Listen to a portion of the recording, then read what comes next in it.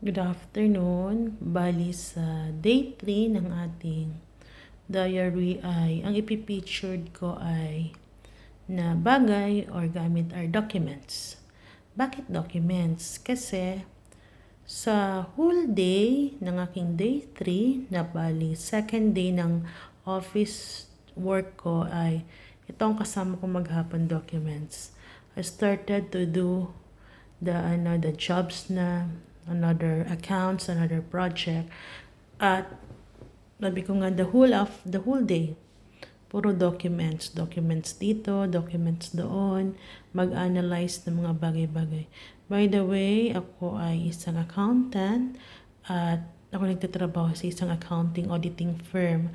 Kaya talagang sa araw-araw na lang na ginawa ng Diyos ay puro dokumento dito, dokumento doon ang aking kasama. So, wala naman masyadong happening sa araw na ito. Bali, gumising ng before 7, nag-prepare, before 8, pumunta sa office, inayos ako ano mang kailangang ayusin, and then after that ay yun nga, nagtrabaho na ulit, nagsimula ng trabaho. So, ngayon ay 6:30 na dito, nasa office pa ako, so maya-maya lang ay uuwi na ako sa accommodation. Yung accommodation ay katabi lang din itong office, so hindi na ako nagta-travel. Kasi before, ito yung first office ko nung lumapag ako sa bansang ito ng 2005. And then, stay in ako dito lang sa taas ang aking room. And then after staying here ng in and out bali ako ng 7 years, then umuwi ako ng Pilipinas for 1 year, and then 2014 bumalik ako pero hindi na dito, nag-private firm na ako. Bali nakailang company din ako sa labas na mga pribadong kumpanya, and then last year lang, mid of last year, bumalik ako dito para tulungan ng amo na mag-set up ulit ng kumpanya, kung mag-ayusin mga feeling niya kailangang ayusin. So, sa ngayon, tinutulungan ko ang amo kong Malaysian Chinese na mas ayusin pa yung hindi lang trabaho, but more on yung staffing, yung mga tao na nandito sa company nito. So, yun primarily ang aking purpose of coming here.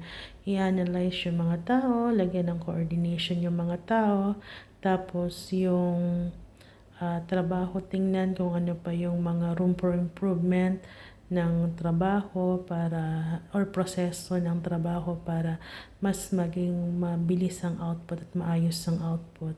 So, yun lang.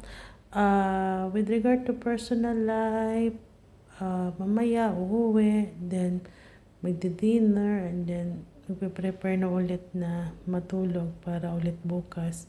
So, medyo homesick na.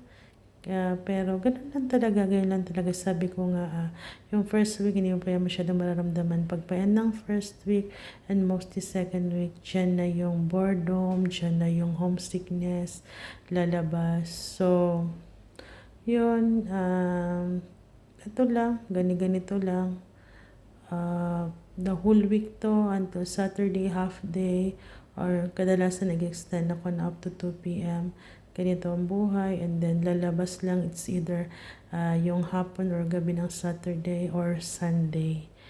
Pero dahil wala pa yung asawa ko dito, most probably house arrest muna ako kasi nasa bansa ako na hindi ganun ka-safe lumabas. Third world country kasi to.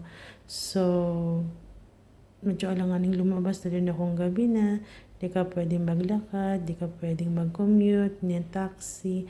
So talagang lagi lang kaming nakadepende sa mga private car. Kaya lang pag hindi ka nagdadrive, katulad ng case ko, lagi ako nakadepende sa asawa or sa mga ka-opisina na pwedeng masabayan.